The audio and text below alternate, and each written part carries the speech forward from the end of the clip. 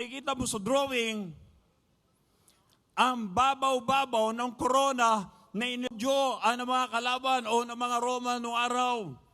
Masyado pong malbabaw ang paglalagay ng corona sa ulo ni Jesus. Alam nyo ba kung gaano kahaba ang tinig sa corona?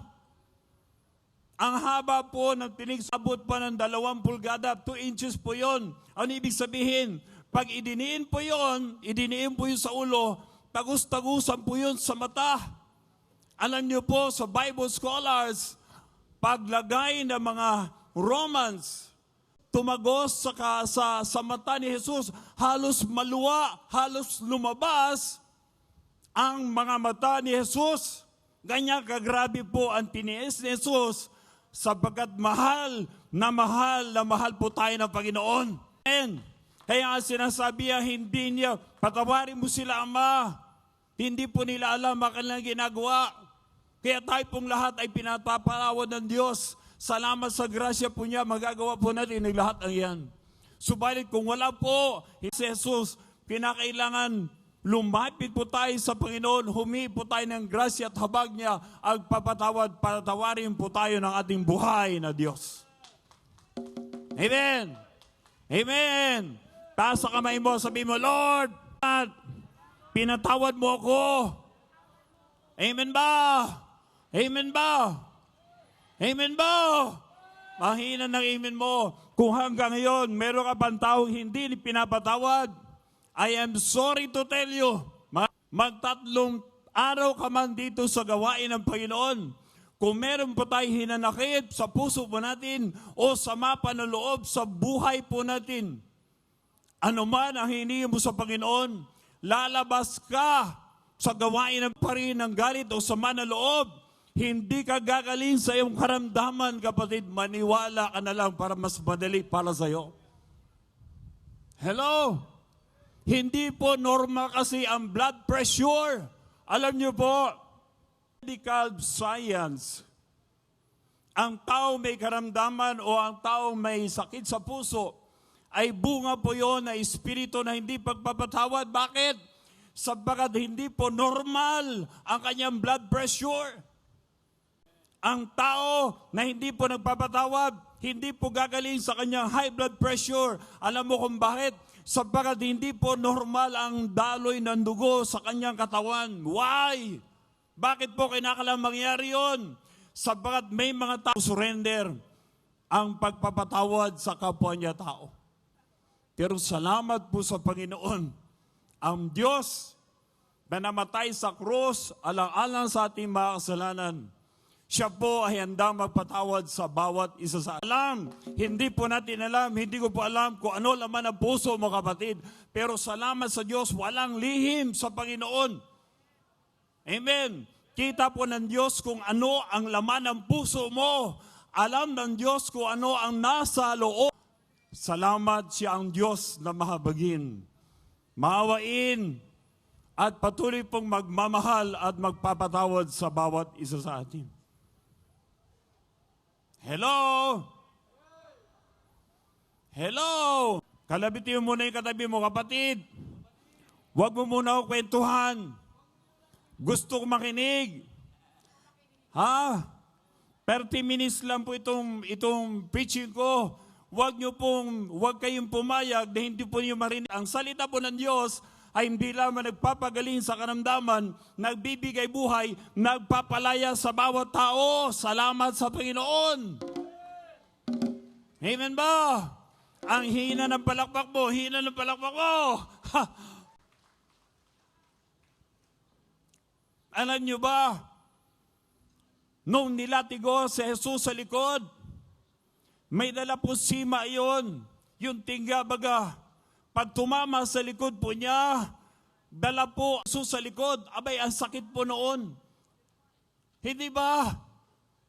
Alam niyo po, sa panahon ng Romans, ang mga pumapalo sa likod ni Jesus ay mga berdugo. Alam niyo po kung gaano kalaki ang berdugo? Mas malaki pa sa akin. Ang laki ng mga katawan. Sa isang hampas pa lang ng latigo sa likod natin, abay baka nagkandara pa na tayo.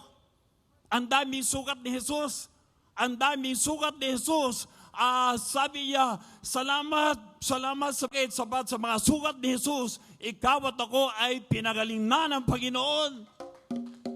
Dapat grateful po tayo sa Lord. Grateful po tayo sa Lord. Amen ba? Tiniis ni Jesus ay isang latigo sa likod. 2-3 latigo, maaring patay na tayo.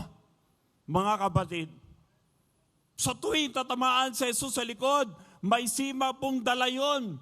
Ang laman ni Jesus, nawawala po, sumasabay sa tingga po yun. Ang sakit po talaga. Karoon po ng dana sa daliri. Abay, masagi lang ng kapitbahay o masagi lang ng mahal sa buhay. Ang sakit. Hindi ba? Matinig lang po tayo ng tamtax. Alam nyo po, aray, aray. Sumisigaw po tayo sa punta tayo ng ospital. Bibigyan tayo ng karayom. Injeksyonan tayo ng doktor. Aray, aray, ang sakit.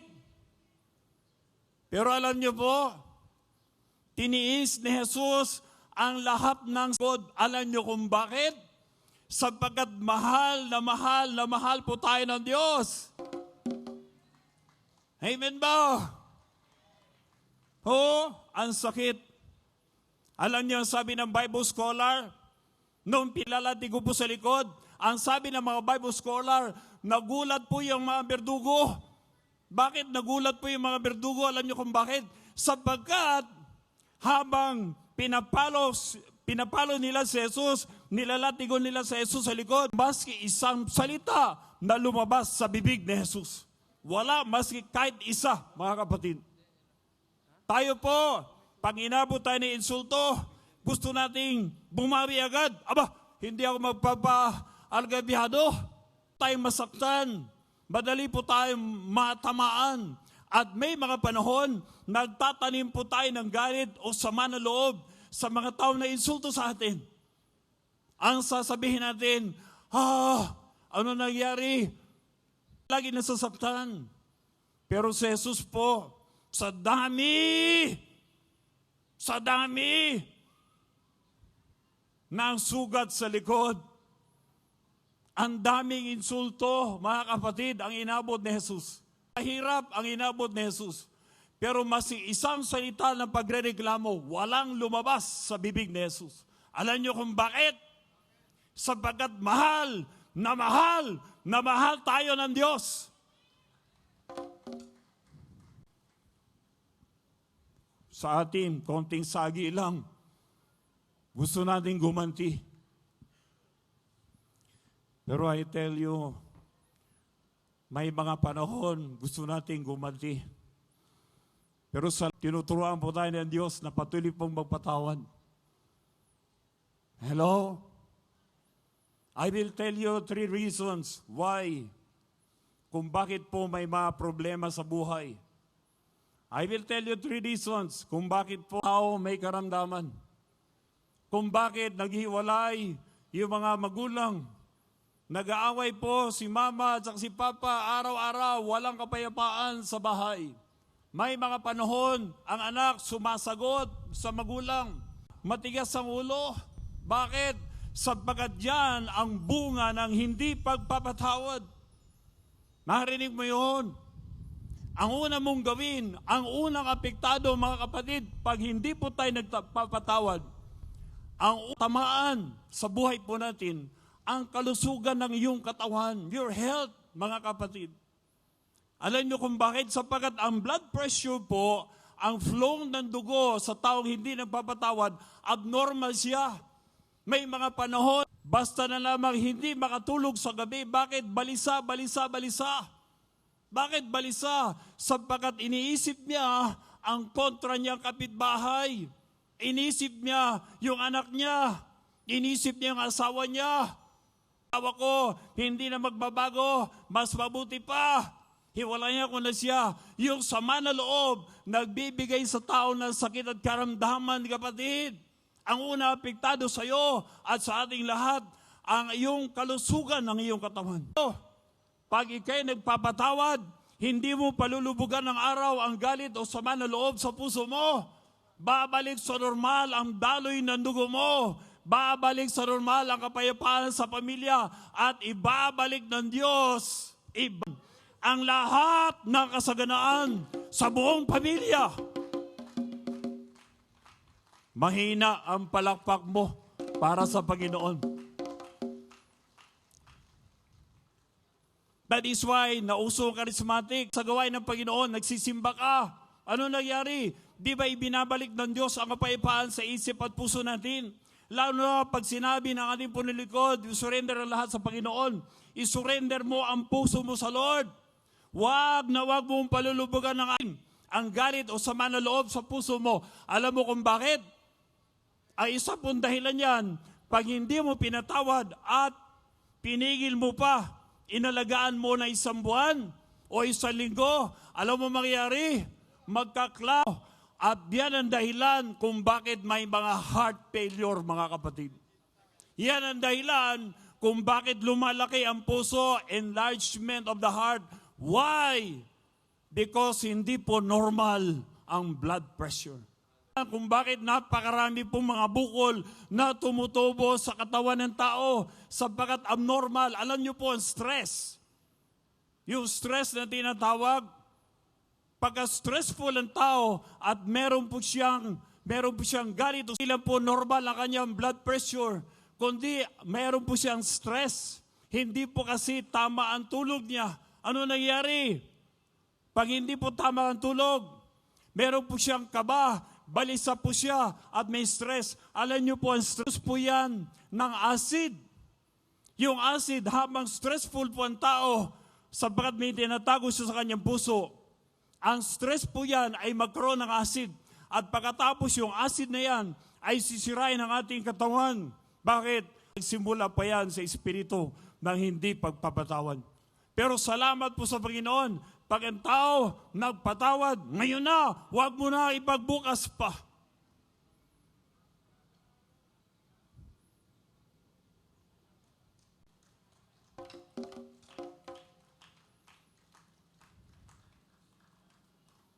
Kung ngayon na, magpatawad ka, naniniwala po ako, ang lahat ng buhay mo at sa pamilya mo ay ibabalik ng Diyos.